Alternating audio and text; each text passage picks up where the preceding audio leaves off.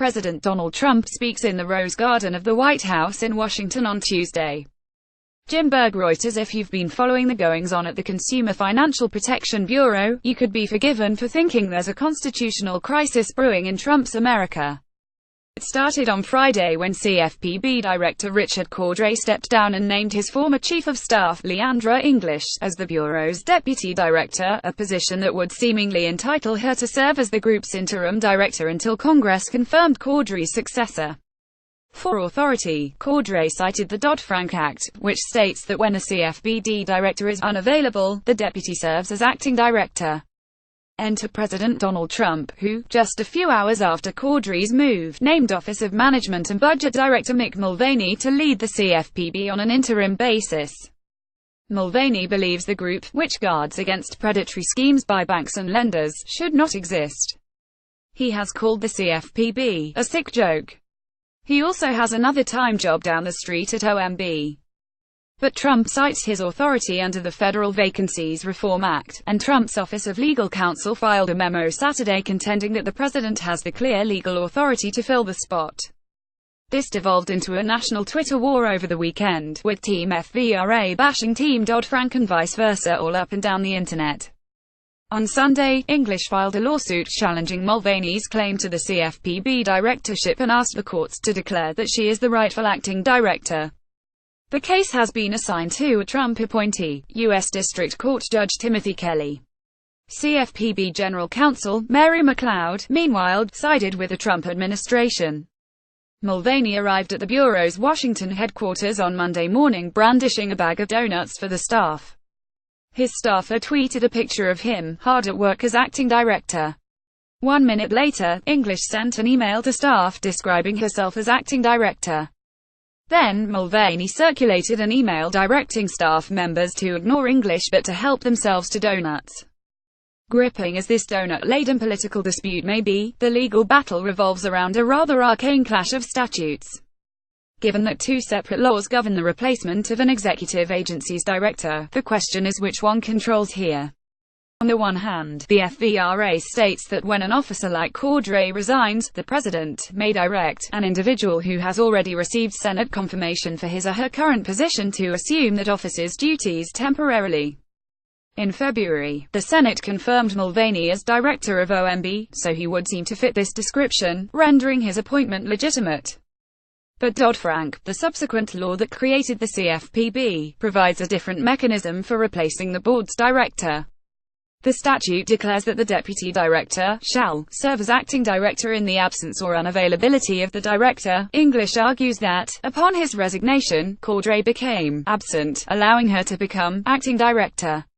She also contends that this regulation was intended to insulate CFPB from presidential whims. That's right, but so does Mulvaney's argument on the FVRA. So which statute wins? Slate contributor and University of Chicago Law School professor Daniel Hemel points to a provision in Dodd-Frank that weighs in Mulvaney's favor. The law states that, except as otherwise provided expressly by law, all federal laws dealing with federal offices shall apply to the CFPB. The FVRA is clearly such a law, so unless Dodd-Frank expressly overrides it, the statute applies here. And nothing in Dodd-Frank explicitly disavows the application of the FVRA to the CFPB. If the authors of the bill had intended to set up an exclusive line of succession for the agency, they could have. Instead, they included a yield sign, as Hemel put it, allowing the FVRA to prevail. There is another good reason to interpret the FVRA this way. English's argument raises serious constitutional concerns. The CFPB may be an independent agency, but it is still part of the executive branch. Trump, in whom the Constitution vests the executive power, must have some meaningful control over the Bureau. Yet English, who was selected not by a president but by Cordray himself, claims Trump cannot even appoint the CFPB's acting director. As Jonathan Adler notes, her position would take agency independence to a new level, placing the CFPB in the hands of a democratically unaccountable bureaucrat until the president formally replaces her. Bloomberg View's Noah Feldman makes a similar point, writing that English's argument contradicts basic principles of democratic legitimacy. Federal courts must attempt first and foremost to interpret ambiguous statutes in a manner that comports with the Constitution. And since English's reading of Dodd-Frank could unlawfully infringe on the president's executive authority, the courts have good reason to rule against her. If she and Mulvaney have reached a statutory stalemate, the lurking constitutional issue should probably break the tie in Trump's favor. Until it does, the unseemliness of two acting directors striding around CFPB, slinging donuts hither and thither and firing off conflicting emails, demonstrates just how bizarre the 2017 version of a constitutional crisis can become. Perhaps the real lesson to be gleaned here is that the anti-democratic and corrosive nature of the Trump era is more of a power problem than a legal one. Progressives are in danger of confusing a lawful but noxious political attack of the CFPB with an illegitimate siege of the agency.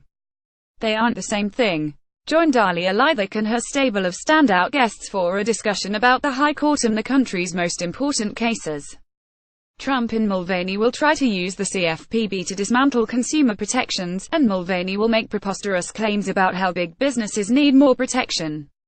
Elizabeth Warren and Chuck Schumer will correctly contend that Mulvaney's CFPB is damaging human lives and livelihoods to protect the powerful. That isn't a legal problem that a court can resolve by preserving English's questionable grasp on power.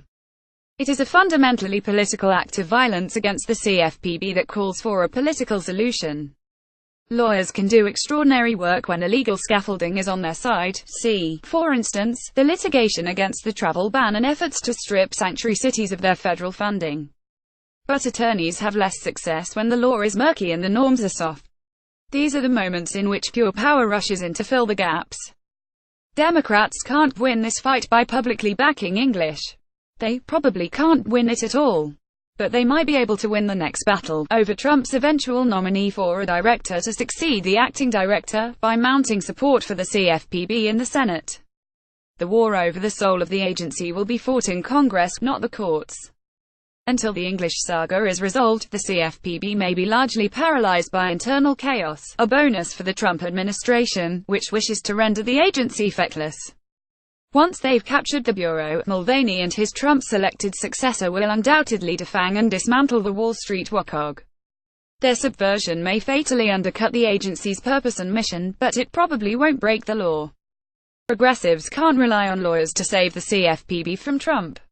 They'll have to win elections instead.